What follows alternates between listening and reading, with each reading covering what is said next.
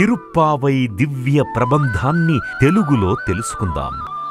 మొదటి రోజు పాసురంలో గోదాదేవి చెలికత్తెను నిద్రలేపుతోంది. వెళ్లి కన్నయ్యను నిద్రలేపి అతని దగ్గర నుంచి నోముకు కావలసిన సంబారాలు తెచ్చుకోవాలి. ఆ పైన యమునకు వెళ్లి ఆ చన్నీటిలో స్నానాలు చేసి కాత్యాయిని నోము నోచుకోవాలి. అమ్మవారు అనుగ్రహించి కన్నయ్య మనకి మొగుడయ్యే విధంగా వరమిస్తుంది.